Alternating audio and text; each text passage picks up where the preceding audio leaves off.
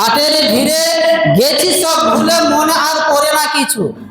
এত জালসা জুলুস, এত ওয়াজ নসিহা, এত জুমার খুতবা, জুমার বয়ান শোনার পরেও মানুষের মধ্যে কোনো পরিবর্তন নেই, চেঞ্জ নেই। আছে মানুষ যেমন তেমনই আছে, কোনো পরিবর্তন নেই। চুল পরিমাণ, বিন্দু পরিমাণ মানুষ চেঞ্জ হচ্ছে না, পরিবর্তন হচ্ছে না।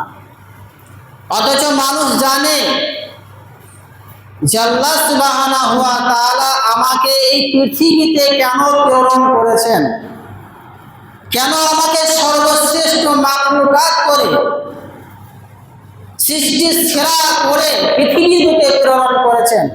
আমরা জানি আমরা যে মুসলিম, আমাদের করণীয় কি, আমাদের কাজ কি, আমাদের কাজ কি করা উচিত, কি করতে হবে, সবই আমরা জানি। এরপরও আমরা আল্লাহকে ভুলে গেছি, জান্নাতকে ভুলে গেছি, জাহান্নাম আছে সেই জাহান্নামকে ভুলে গেছি। মরতে হবে, আমরা জানি নিশ্চিত মৃত্যু একদিন হবে, এটা আমরা সকলেই জানি। এরপরও মানুষ আমরা আজকে ভুলে গেছি।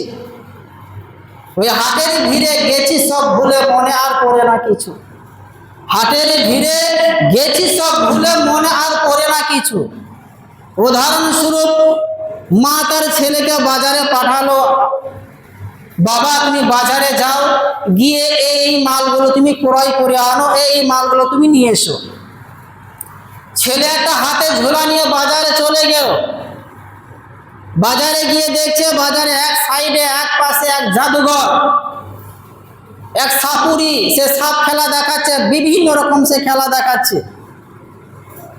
তখন ওই ছেলে কি করলো, ঝোলা নিয়ে ওই খেলা দেখতে সে লেগে গেল। খেলা দেখতে দেখতে এক পর্যায়ে এসে আসল কথাটাই ভুলে গেল যে মা আমাকে কিসের জন্য বাজারে পাঠিয়েছে, সেই আসল কথাটাই ছেলে ভুলে গেল।